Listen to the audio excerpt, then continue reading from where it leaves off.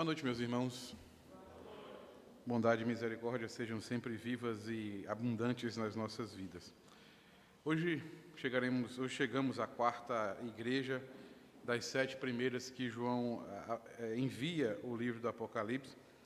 E hoje nós vamos caminhar pela igreja de Tiatira, carta à igreja de Tiatira. Vamos ler Apocalipse capítulo 2, dos versos de 18 a 29. Apocalipse 2, de 18 a 29.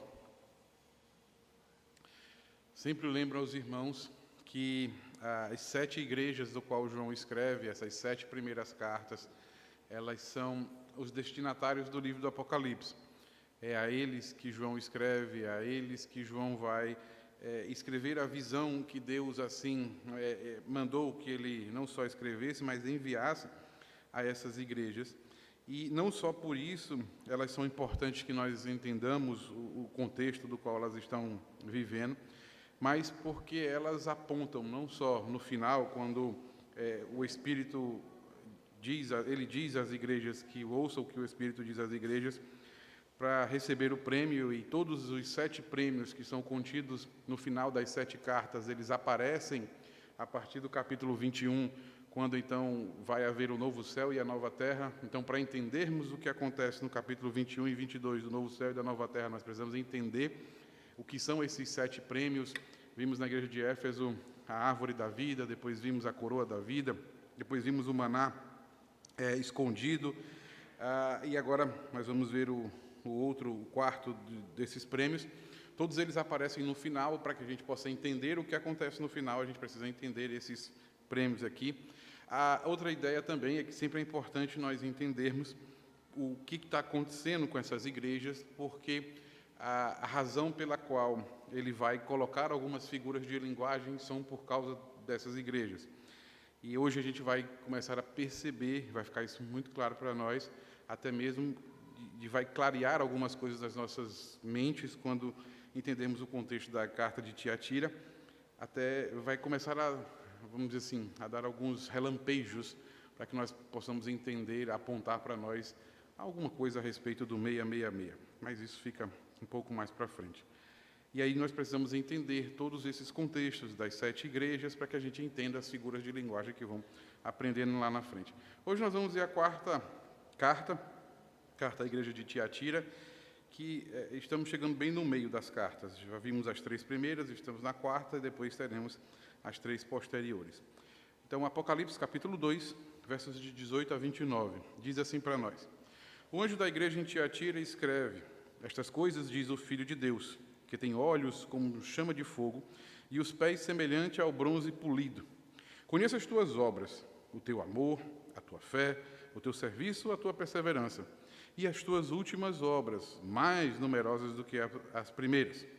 Tenho, porém, contra ti que tolerares que essa mulher, Jezabel, que a si mesma se declara profetiza, e não somente ensine, mas ainda seduza os meus servos a praticarem a prostituição e a comerem coisas sacrificadas aos ídolos. Dei-lhe tempo para que se arrependesse. Ela, todavia, não quer arrepender-se da sua prostituição. Eis que a prosto de cama, bem como em grande tribulação os que com ela adulteram, caso não se arrependam das obras que ela incita. Matarei os seus filhos, e todas as igrejas conhecerão que eu sou aquele que sonda mentes e corações, e vos darei a cada um segundo as vossas obras. Digo, todavia, a vós outros e os demais de Tiatira, a tantos quantos não têm essa doutrina, que não conheceram, como eles dizem, as coisas profundas de Satanás. Outra carga não jogarei sobre vós, tão somente conservai o que tendes até que eu venha. Ao vencedor, que guardar até o fim as minhas obras, eu lhe darei autoridade sobre as nações, e com o cetro de ferro os regerá e as reduzirá a pedaços como se fossem objetos de barro. Assim como também eu recebi do meu Pai, dar-lhe-ei ainda a estrela da manhã. Quem tem ouvidos, ouça o que o Espírito diz às igrejas. Amém. Deus grandioso, suplicamos teu entendimento. Mostra-nos, ó Deus, o que tu quisestes dizer àquela igreja, e diz a nós, ó Pai. Revela-te a nós e, acima de tudo, edifica-nos, Senhor, os nossos corações. Renova o nosso espírito e que possamos, Senhor, sermos diferentes de como entramos, sermos edificados por Tua palavra, e assim, Senhor, possamos Te render toda a honra, glória e louvor. Em nome de Jesus é que Te oramos. Amém, Pai. Meus irmãos, a cidade de Tiatira, a qual recebe essa carta, não tem glória nenhuma. Se Éfeso tem a sua glória do seu porto, das suas Olimpíadas, da grande cidade, se Esmirna era chamado de a cidade-luz por conta da coroa do comércio que tinha, se Pérgamo é conhecida por conta de ter inventado o pergaminho, Tiatira não tem função nenhuma. Não era uma grande cidade, não era uma cidade que tinha um porto, que tinha uma universidade, que tinha algo que pudesse chamar a atenção. Não é como as outras cidades que tinham os templos da deusa Diana, os templos de Zeus, os templos de Apolo, os templos de todos os outros deuses do panteão. Não tinha isso. Não tinha nenhum templo ao imperador, não era uma cidade em que o imperador pudesse ser cultuado. Não tinha absolutamente nada disso.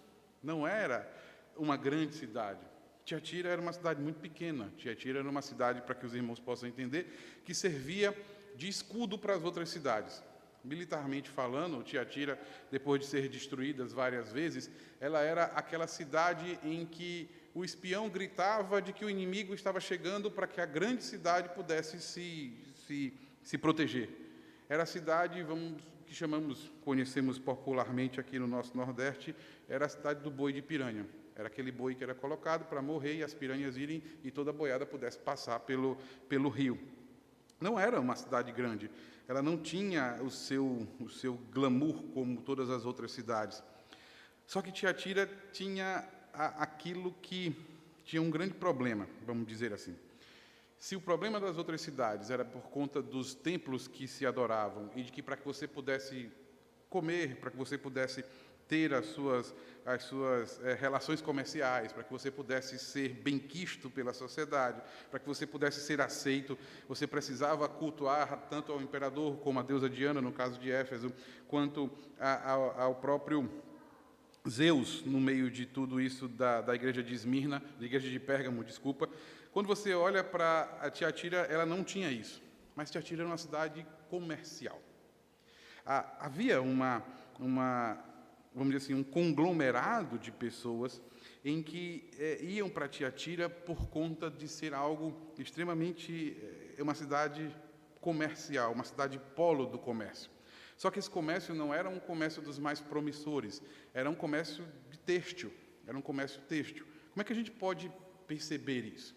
Fica muito claro, se nós voltássemos e pudéssemos, se tivéssemos tempo para isso, voltássemos para o livro de Atos, nós vamos ver que o apóstolo Paulo, ao chegar em Filipos, ele encontra uma mulher na beira de um rio, fazendo um grupo de estudo.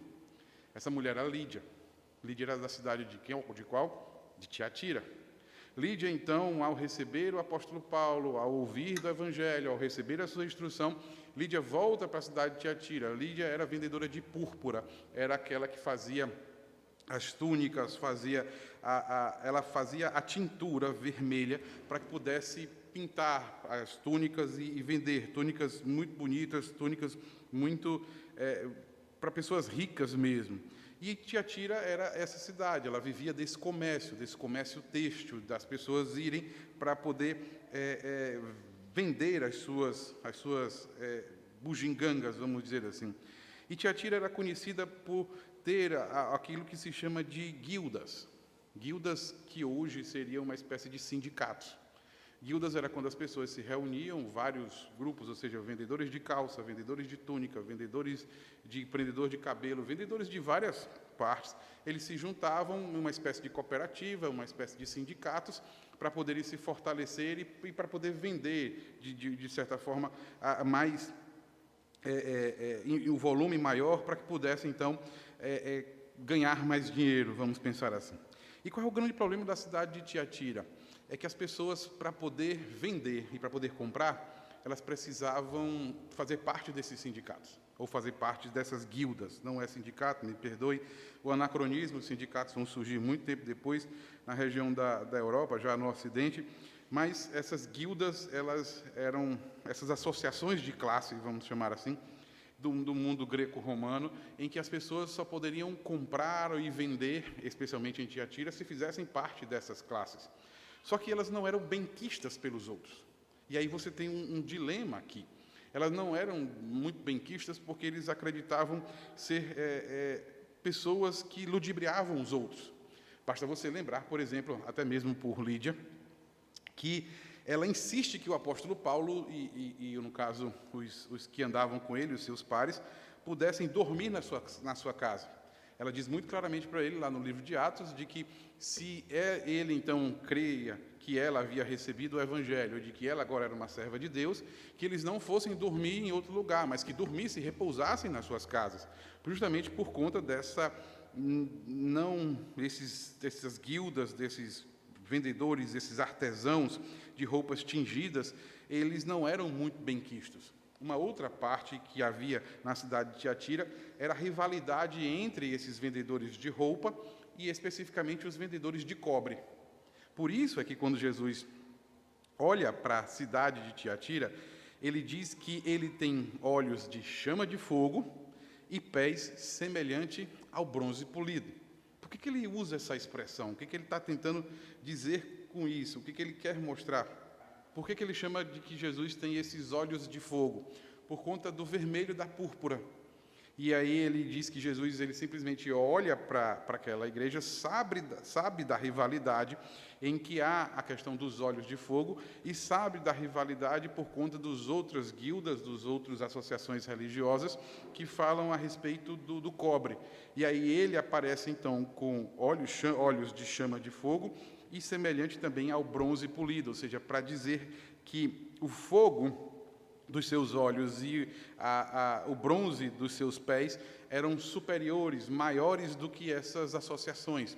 Então, ele se apresenta como o vermelho do fogo que queima nos seus olhos, que enxergam todas as coisas, e a sustentação dos seus pés, não pelo cobre, mas pelo bronze, e bronze polido. Jesus mostra, assim como acontece em Éfeso, Esmirna e Pérgamo, ele mostra muito claramente de que ele conhece essa cidade, de que ele sabe o que acontece lá, sabe da sua glória, sabe das suas dificuldades e, especificamente, sabe daquilo que a igreja de Tiatira vem passando. Apesar da cidade ser bem pequena, não ter a glória que as outras 3 primeiras cidades têm, a igreja é um pouco diferente das outras. Olha o que Jesus fala a respeito dessa igreja. Ele diz que conhece as obras. Quais são as obras? São 4 obras que essa igreja faz. Ele diz que a obra é o amor, a fé, o serviço e a perseverança. Mas não é isso que nos chama a atenção. O que nos chama a atenção é que, se fizermos um paralelo com Éfeso, que seria a maior de todas, a igreja que mais nos chama a atenção, o problema da igreja de Éfeso é que ela diminuiu a sua intensidade e o seu trabalho, tanto que é necessário que voltasse ao primeiro amor, que voltasse a se importar com a cidade, que voltasse à prática da piedade. Só que em Tiatira não. A igreja as obras delas não só eram amor, fé, serviço e perseverança, mas a cada tempo que passava, as últimas obras eram maiores, eram mais numerosas do que as primeiras obras. Então, era uma igreja extremamente fervorosa. Era uma igreja que se importava com a cidade, era uma igreja que se importava com as questões do comércio, era uma igreja que se importava, que tinha a sua autonomia na cidade, era uma igreja que tinha a sua influência na cidade, era uma igreja que não se ensimesmava, como, por exemplo, a igreja de Éfeso, mas era uma igreja que praticava as suas obras, era uma igreja que amava aquela cidade, amava a Deus, amava a cidade, por isso exercia a sua fé na cidade, exercia o seu serviço na cidade e também a sua perseverança naquela cidade. Não era uma igreja encostada numa esquina de uma rua ou numa esquina de dentro de um bairro, que ninguém sabia o que ela existia. Era uma igreja em que praticava perfeitamente as suas obras. Só que, como tudo na vida é um equilíbrio, como tudo na vida tem um balanço, parece que quanto mais fervorosa era a igreja, quanto mais qualidades tinha a igreja, maior vamos dizer assim, a taca que Jesus dava na igreja. E assim como a igreja era amorosa, fé, serviço e perseverança, e isso aumentava a cada dia, Quando Jesus vai apontar para o problema da igreja, ele, na mesma intensidade, na mesma qualificação, na mesma exaltação que ele faz, ele dá o puxão de orelha naquela igreja. Porque qual era o problema que tinha ali? Qual era a grande questão? É que havia uma irmã na igreja, e ele a chama de Jezabel. O nome dela não é Jezabel, que isso fique muito bem claro. Mas havia uma irmã, vamos pensar assim, irmã porque ela pertencia à igreja. Havia uma irmã na igreja que estava trazendo novidades para a igreja. Era uma pessoa que havia trazendo novidades. E a novidade, quando a gente olha para as outras igrejas, não é tão nova assim. Por que ele chama de Jezabel? Por que ele chama essa mulher de Jezabel? Só para a gente entender, Jezabel é uma mulher que viveu no Antigo Testamento, no livro de 1 Reis. Ela aparece lá. Jezabel era mulher do rei Acabe e ela adorava a Baal. Ela praticava feitiçaria e adorava a Baal. E então é naquela mesma perspectiva de Jezabel de que Elias vai enfrentar os profetas de Baal. Agora, qual é o problema de Jezabel? Qual é o problema que acontece? É de que os israelitas, quando Jezabel apresenta a eles, quando Jezabel apresenta aos israelitas o culto a Baal, os israelitas não abandonam o culto a Yahvé. Eles não abandonam o culto a Deus. E esse é o problema. Eles simplesmente acham que podem adorar os dois senhores. Eles simplesmente acham que podem, em determinado momento, adorar a Deus, adorar a Yahvé, adorar ao Criador, e em outro momento, adorar a Baal. E essa era a grande questão. A batalha de Elias com os profetas de Baal, em 1 Reis, capítulo 18, a batalha deles, o problema justamente de Jezabel, é que Jezabel não fez com que eles abdicassem da adoração a Yahvé. Não pediu que eles deixassem de adorar a Deus para adorar a Baal. Ao contrário, ela ensinou, ela disse que eles poderiam fazer as duas coisas ao mesmo tempo. Que eles poderiam tanto prestar um culto a Deus, quanto prestar um culto a Baal. E é por isso que o texto de Apocalipse vai dizer para nós de que essa profetisa, ela ensinava os servos de Deus a praticarem a prostituição. E ele chama de prostituição justamente por conta de que o casamento, e aí a ideia das bodas do Cordeiro é muito nítido para nós, de que o casamento da igreja para com Deus, Jezabel estava ensinando de que a igreja não precisava abandonar o culto a Deus. Ela não precisava dizer que Jesus Cristo não era o Senhor. Ela não precisava dizer que o povo teria que abdicar de se reunir para cultuar a Jesus. Ela não precisava dizer que parar de dizer que Jesus era o Salvador. Não precisava fazer nada disso. A ideia dessa profetisa aqui é que ela aparece para tentar demonstrar de que é possível se viver adorando a dois senhores.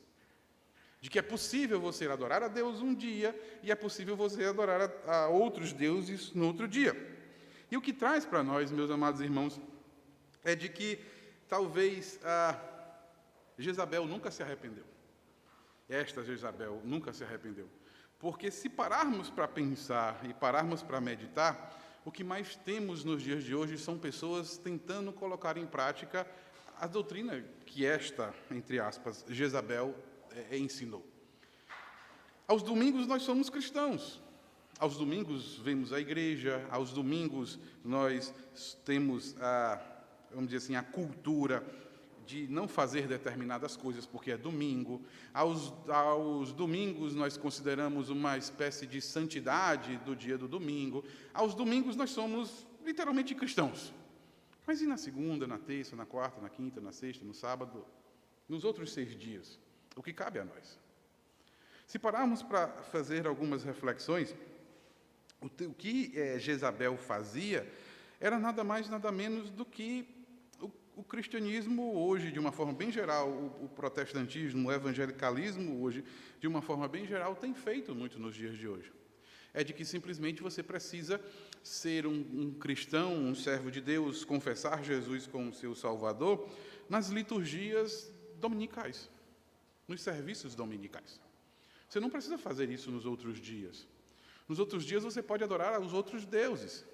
Nos outros dias você pode conversar, flertar, namorar, se prostituir com os outros deuses. Você não precisa abdicar de dizer que ama Jesus. Você não precisa abdicar de dizer que não serve a Deus. Você não precisa abdicar de dizer que você não é cristão, que você não tem fé, que você não vai para o céu. Você não precisa abdicar de tudo isso. Lembre-se que Jesus está dizendo que esta igreja tem amor, tem fé, tem serviço e tem perseverança. Mas, ao mesmo tempo, quem comanda esta igreja, quem lidera essa igreja, quem ensina nessa igreja, é uma mulher que ele chama de Jezabel, que simplesmente está dizendo que pode-se ter amor, fé, serviço, perseverança e fazer isso cada vez mais e mais, numerosamente mais e mais, só que nos outros dias você não precisa fazer isso. Nos outros dias você pode, na verdade precisa não, você pode adorar a outros deuses, se prostituir com outros deuses. E, meus amados, eu espero que para vocês faça sentido de que cada vez fica muito mais claro de que o grande problema do livro do Apocalipse é a idolatria.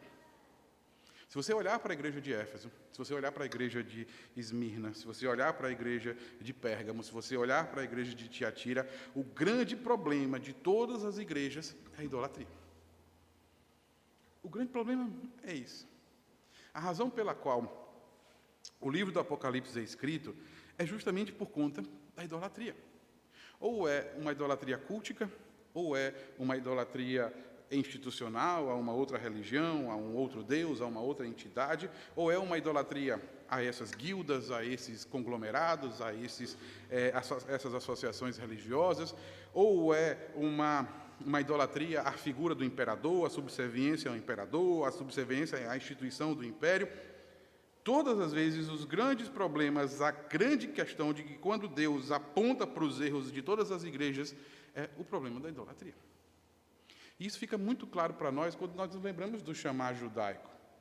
Quando o livro do Deuteronômio é escrito, e Moisés, então, chama para dar as instruções no início do Deuteronômio, no capítulo 6, é muito claro quando ele chega e diz que inculcarás na tua cabeça, na cabeça da tua esposa, na cabeça dos teus filhos, e dos filhos dos teus filhos, e dos filhos dos filhos dos teus filhos, ele diz, não há outro Deus além do nosso Deus. A grande questão toda é de que simplesmente, anos depois da vinda de Cristo, veio os profetas, veio o Cristo, o grande profeta, o maior de todos eles, o verbo encarnado, a palavra de Deus, veio os apóstolos ensinaram, a igreja perpetuou, continuou a linhagem, e quando chega na igreja, nas 7 igrejas da Ásia Menor, qual é o grande problema? O problema é a idolatria.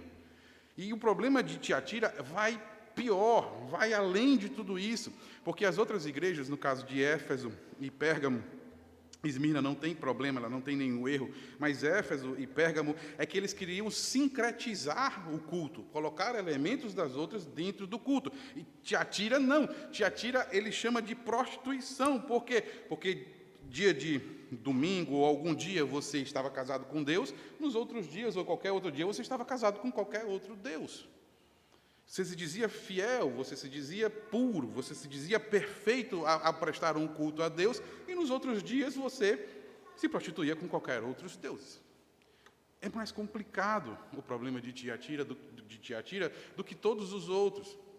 Porque o sincretismo é aquela ideia de que existem elementos bons, isso não é bom, mas existem elementos bons que podemos trazer para transformar o culto numa coisa mais agradável.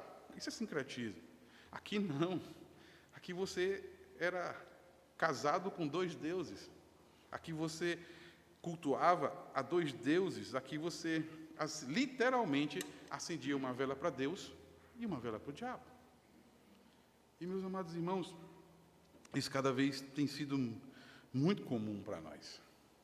Isso tem sido muito comum. Voltando para o início, para a gente entender algumas coisas, é a única vez no livro do Apocalipse que Jesus é chamado de Filho de Deus.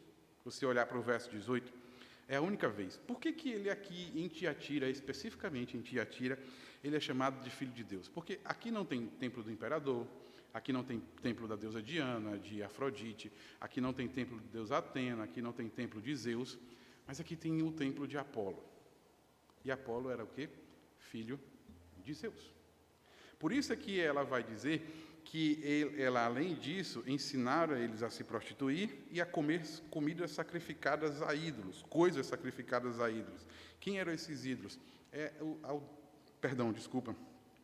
Ao deus Apolo. Apolo era filho de Zeus, o filho do grande Deus. E aí é por isso que Jesus se apresenta aqui como ele sendo o filho de Deus. Não é Apolo o filho de Deus, não é Apolo o filho do grande Deus, mas sim Jesus. Ele sim é o filho de Deus. E, meus amados irmãos, eu confesso a vocês que o castigo que Deus vai dar a estas pessoas, não só a ela, mas também àqueles que seguem, é um dos castigos mais duros que possa existir. Porque Deus não tolera a idolatria. Ele não tolera a possibilidade de, como bodas do Cordeiro, nós casarmos com outros deuses. Ele não tolera isso. Isso é intolerável a Deus. E aí, o que ele diz? Ele diz o seguinte: ele diz que deu tempo para ela se arrepender, e ela não fez. Não fez de jeito nenhum. Continuou dizendo que podia acender uma vela para Deus e uma vela para Satanás. Tanto que ele vai chamar das doutrinas de Satanás.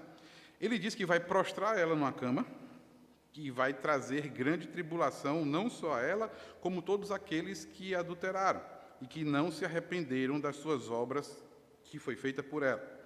Ele não só vai fazer isso, mas como ele vai matar esses filhos.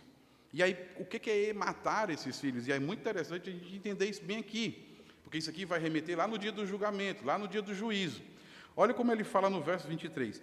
Matarei os seus filhos, e todas as igrejas conhecerão que eu sou aquele que sonda mentes e coração, e vos darei a cada um segundo as vossas obras. Matar aqui não é de botar uma faca no peito, atirar, não é isso não. Matar aqui é a morte eterna. Porque no dia do julgamento, graças ao bom Deus, aqueles que são os vencedores não passarão pelo julgamento. O julgamento é o juízo. Nós já fomos inocentados no dia do sangue do Cordeiro, no dia do sangue derramado por Cristo na cruz, no dia que Ele ressuscitou. Todos aqueles que foram salvos foram inocentados. É muito claro quando Jesus fala com Nicodemos, em João capítulo 3, verso 16, todo mundo sabe, porque Deus amou o mundo de tal maneira que deu o seu Filho unigênito para todo aquele que nele crê não pereça a vida eterna. Mas o 17 é que explica tudo isso.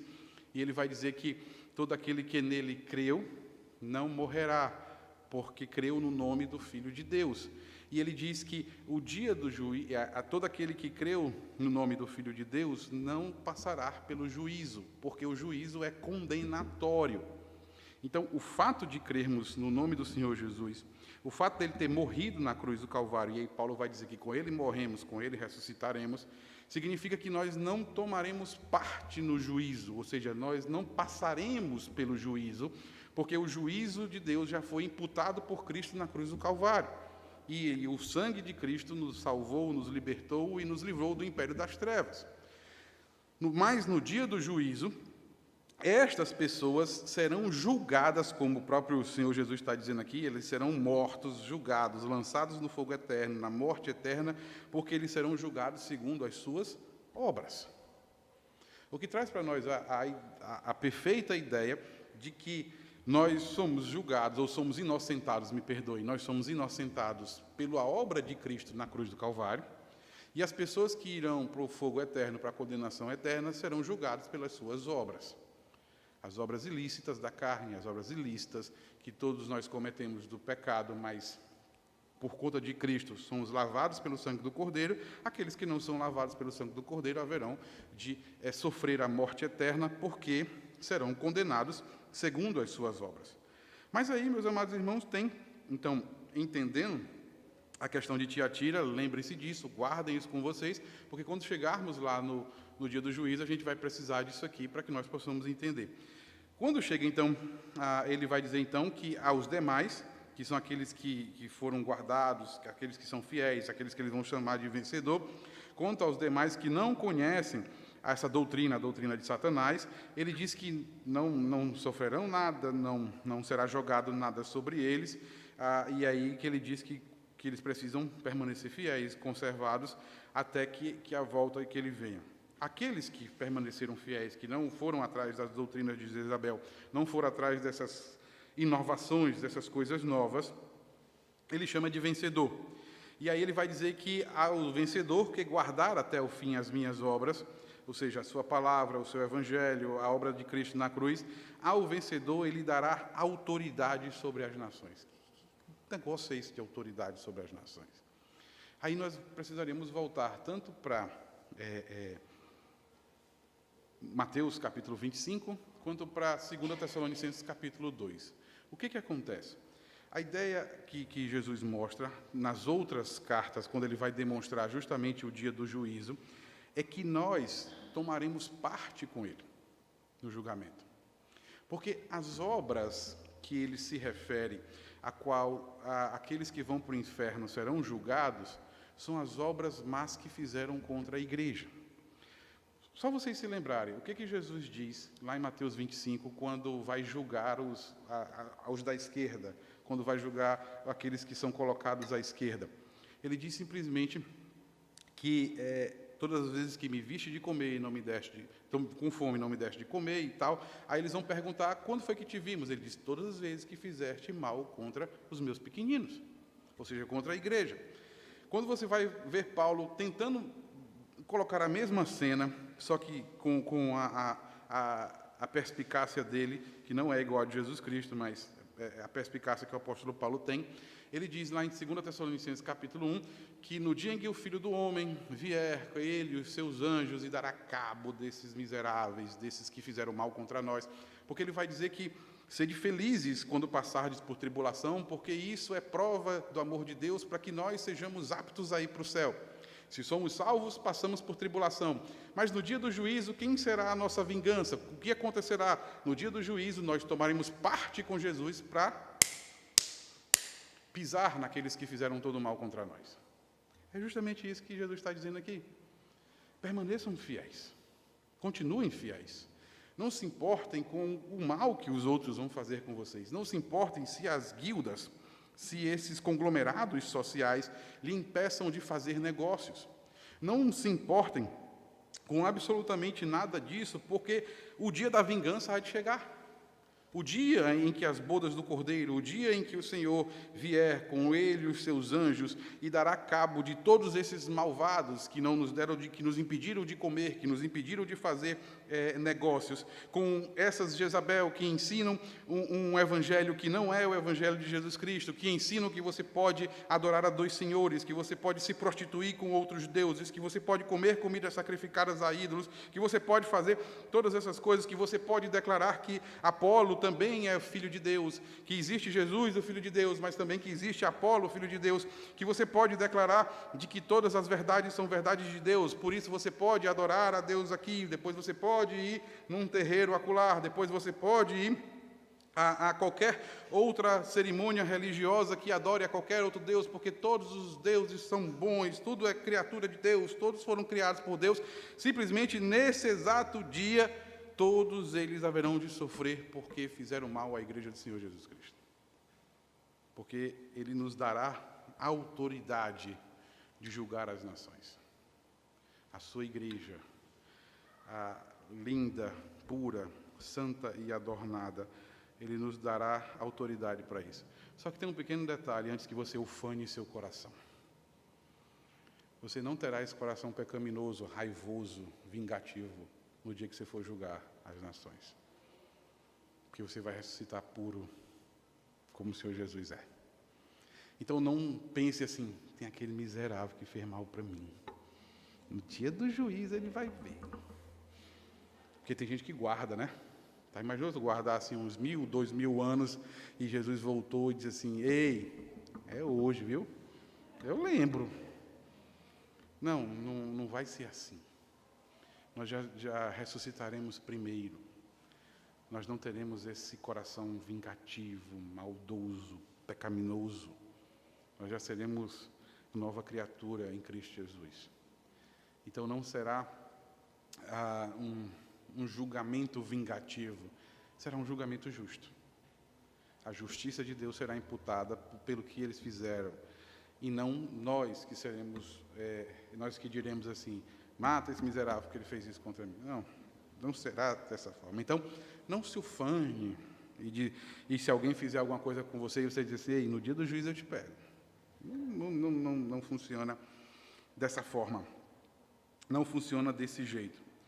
E aí, então, meus amados irmãos, ele diz que haverá, então, um cetro de ferro que regerá e reduzirá a pedaços como se fossem objetos de barro. Então, ele pega a ideia do cobre e diz que o poder de Deus é muito maior do que o poder da região, do que o comércio da região. E ele, então, vai dizer que esse poder de Deus há de destruir todas essas coisas.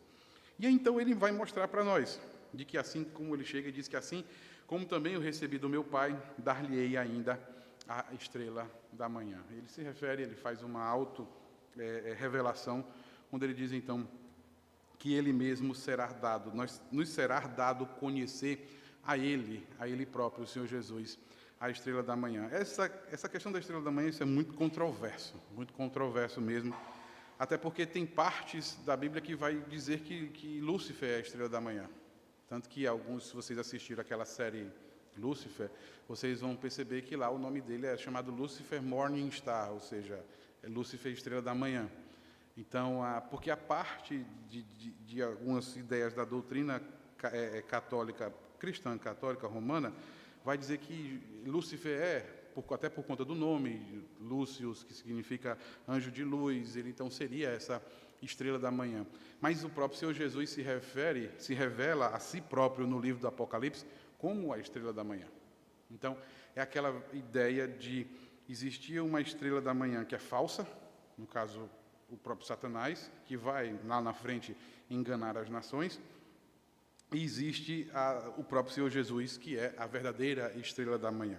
E aí ele termina dizendo para nós que quem tem ouvidos, ouça o que o Espírito diz às igrejas. Disto posto isso, meus irmãos, o que isso tem a ver com a gente hoje? O que a gente pode aprender, ruminar e tirar como lição para nós? A primeira delas é de que, desde a época que o mundo é mundo, há pessoas que tentam inventar a roda. Mesmo a roda já tendo sido inventada, mesmo as coisas já tenham sido postas, há sempre pessoas que tentam inventar a roda. E dentro do Evangelho não é diferente. Sempre houve, sempre existe e sempre haverá pessoas que vão tentar trazer novidades para nós. Como quem disse assim, não, tudo que já foi dito é passado, é arcaico. Por exemplo, hoje mesmo nós discutimos na escola dominical que as pessoas têm uma máxima de que o Antigo Testamento não serve mais para nada, é arcaico, não presta, não existe, não tem nada para ensinar para nós. E de que o Novo Testamento seria, então, a Bíblia. E a única coisa que precisamos ler é o Novo Testamento. Só que vimos que, se não conhecemos o Velho, não entendemos o Novo de forma alguma. Mas sempre vai existir pessoas que vão apresentar novidades. Sempre vai existir pessoas que vão dizer, não, isso é doutrina de velhos, doutrina de arcaicos, doutrinas de instituições. Por exemplo, aqueles que talvez já caminham comigo há um tempo, entendo que no movimento gospel, por exemplo, na década de 80, década de 90, veio justamente para tentar desvencilhar a ideia da instituição. A instituição não salva, a instituição não leva ninguém, a instituição não é necessária. A igreja, a religião, a religiosidade, elas não são necessárias, é só entre você e Deus. Você não precisa frequentar uma igreja, você não precisa ter comunhão com os irmãos para poder ter comunhão com Deus. O movimento gospel, na sua essência, começou a criar isso. Não só a ideia de uma liberdade, que acabou gerando uma libertinagem, mas ele acabou criando um monstro que era de que nós não precisamos mais da igreja, porque a religiosidade, a religião, ela é má, ela mata, ela não presta. Só que quando você olha para isso, é exatamente aquilo que Jezabel fez. Quando ela chega e disse, não, a importante é Deus, não é a Bíblia, não é as doutrinas, não é o estudo, não é os cânticos, não é nada disso. O importante é Deus. E essas coisas novas, essas novidades que todos os dias aparecem, quer seja um evangelho mais soft, primeiro veio o evangelho mais light, depois veio o evangelho mais soft, ou seja, mais macio, mais...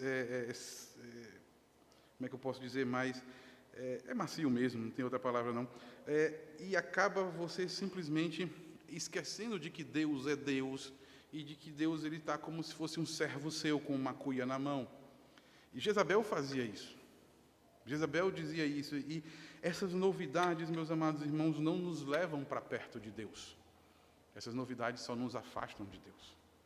Só existe uma coisa que nos leva perto de Deus, que se chama Jesus Cristo. Só existe um jeito de sermos justificados por Jesus Cristo, que se chama a palavra de Deus. Não é à toa que o apóstolo Paulo briga, esperneia, bate. O apóstolo Paulo tem dores de parto, porque ele diz simplesmente que se alguém vos apresentar um evangelho diferente desse, que seja anátema, que seja maldição, porque ele não vos leva a Deus, ele vos leva a Satanás, ele vos leva ao diabo. E é muito claro quando o próprio Jesus, através de João, está dizendo que essas doutrinas, são coisas profundas de Satanás. Não vão atrás do caminho mais curto. Se pudermos pegar, por exemplo, de uma forma muito simplória, usar a figura de linguagem da história da Chapeuzinho Vermelho, os atalhos não vos levam à casa da vovozinha, os atalhos vos levam ao lobo mau. Não funciona, os atalhos nos levam a Satanás. O que importa para nós é justamente de que precisamos fazer as obras de Deus, mas fazer as obras de Deus baseado na sua palavra. As novidades não são novidades de Deus. Porque tudo que precisamos, meus amados irmãos, se encontra de Gênesis a Apocalipse. Nós não precisamos de mais nada. Nós não precisamos de absolutamente nada. E não é à toa que o próprio Senhor Jesus vai dizer que, no livro do Apocalipse, lá no final, nas últimas palavras do livro do Apocalipse, ele vai dizer muito claramente de que se mudar alguma coisa, não vem dele. No próprio Sermão do Monte, ele vai dizer que se alguém dessas sagradas letras, se alguém tirar um pingo de um i ou mudar um tio, não vem dele. E o que nós temos visto, meus amados, é que muitas e muitas pessoas têm caído todos os dias nesses ensinamentos de Jezabels e mais Jezabels, que tentam prostituir a igreja de Deus e fazer elas comerem comidas sacrificadas a ídolos. O fim delas não é dos melhores. O fim dessas pessoas, tanto daqueles que ensinam, quanto daqueles que seguem, não são dos melhores. Como diz o próprio texto, eles serão julgados pelas suas próprias obras. Não caiamos nisso. Que sejamos guiados pelo Espírito de Deus através da sua e única palavra. É o único caminho que podemos seguir. A segunda lição que o texto nos ensina, meus amados irmãos, são as coisas boas. Ao que cabe a nós. Quais são as obras que precisamos desenvolver nas nossas vidas? Aprender com Tiatira. Não era uma igreja, talvez Tiatira, em tamanho, pudesse ser uma igreja como a nossa, uma igreja pequena, sem glamour, uma cidade pequena, sem glamour, como São Luís, uma cidade periférica, que foi fundada por conta de um forte, assim como Tiatira foi fundada por conta de um forte. São Luís, que já teve o seu glamour de ser uma capital de um país, hoje é renegado à periferia de um país, e de uma igreja, vamos dizer assim, que não tem influência nenhuma no meio das outras igrejas. Mas o que Tiatira ensina para nós? Que nós precisamos ter esses 4 pilares: amor, fé, serviço e perseverança. Eles não estão na ordem aleatória. E o que eu mais amo no livro do Apocalipse é justamente isso. É que não há aleatoriedade no livro de Apocalipse. Tudo é muito cirúrgico, tudo é muito preciso.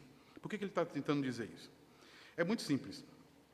A primeira coisa que eu tenho que fazer é amar a Deus. A segunda coisa que eu tenho que fazer é ser fiel a Deus. A terceira coisa que eu tenho que fazer, consequentemente, por amar a Deus e ser fiel a Deus, é trabalhar para Deus. Mas isso vai gerar insatisfação no meio das pessoas ao meu redor. Mas mesmo assim eu preciso perseverar. É muito simples. Eu amo a Deus, Eu sou fiel a Ele, eu trabalho para Ele, a porrada vai comer, mas eu continuo de pé. É simples.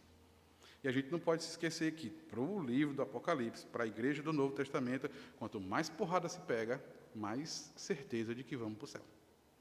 Porque bom é padecer por conta do nome de Cristo. Hoje nós não gostamos muito dessa história não, de pegar chibatada não. Mas para eles, a perseverança, meus amados irmãos, é a plena certeza de que por mais que venhamos a apanhar por conta do amor, da fé e do nosso serviço, é a certeza de que seremos salvos. Não é à toa que Paulo diz aos Romanos que a fé gera esperança e a esperança gera perseverança. Então, ele traz para nós justamente isso, de que nós, como igreja, precisamos praticar essas obras, essas boas obras. Amar a Deus acima de todas as coisas, ser fiel até a Ele, até a morte, servir a Ele com alegria, de coração grato, e se a porrada chegar, permanecermos de pé e fiel. Que Deus nos abençoe e nos guarde.